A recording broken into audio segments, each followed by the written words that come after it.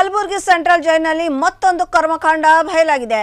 ಖೈದಿಗಳ ಬಿಂದಾಸ್ ಲೈಫ್ನ ವಿಡಿಯೋಗಳು ಸಾಮಾಜಿಕ ಜಾಲತಾಣದಲ್ಲಿ ವೈರಲ್ ಆಗಿದ್ದು, ಮೊಬೈಲ್ ಬಳಕೆ, ಸಿಗರೆಟ್ ಸೇದುವುದು, ಎಣ್ಣೆ ಹೊಡೆಯೋದು ವಿಡಿಯೋ, ರಾಶಿ ಗುಟ್ಕಾ ಪ್ಯಾಕೆಟ್ಗಳು ವಿಡಿಯೋದಲ್ಲಿ ಕಂಡು ಬಂದಿದೆ. ಮತ್ತೊಂದೆಡೆ ಕೈದಿಗಳಿಬ್ಬರು ಹಣ ಮುಂದಿಟ್ಟುಕೊಂಡು ಜೈಲು ಅಧೀಕ್ಷಕಿ ಅನಿತಾಗೆ ದುಡ್ಡು ಕೊಡೋದಿದೆ ಅನ್ನುತ್ತಿರೋದು ವಿಡಿಯೋದಲ್ಲಿ ಕಂಡು ಬಂದಿದೆ.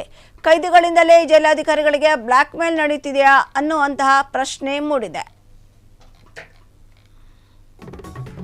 ಕಲಬುರಗಿ ಸೆಂಟ್ರಲ್ ಜೈಲಿನಲ್ಲಿ ಕರ್ಮಕಾಂಡ ಬಯಲಾಗಿರುವಂಥದ್ದು. ಸೆರೆಮನೆಯಲ್ಲಿ ಮೊಬೈಲ್ ಬಳಕೆ, ಸಿಗರೆಟ್ ಸೇದೋದು, ರಾಶಿ ಗುಟ್ಕಾ ಪ್ಯಾಕೆಟ್ಗಳು ಪತ್ತೆಯಾಗಿರುವಂಥ ವಿಡಿಯೋ ಇದಾಗಿದೆ.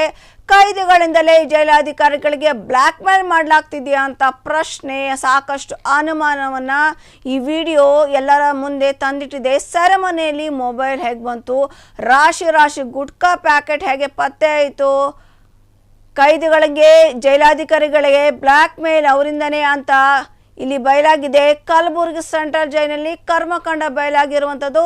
ಸೆರೆಮನೆಯಲ್ಲಿ ಮೊಬೈಲ್ ಬಳಕೆ, ಸಿಗರೆಟ್ ಸೇದೋದು, ರಾಶಿ ಗುಟ್ಕಾ ಪ್ಯಾಕೆಟ್ ಪತ್ತೆ ಆಗಿರುವಂಥ ಪ್ರಕರಣ ಇದೀಗ ಬೆಳಕಿಗೆ ವಿಡಿಯೋ ಮೂಲಕ ಹೊರಬಂದಿದೆ.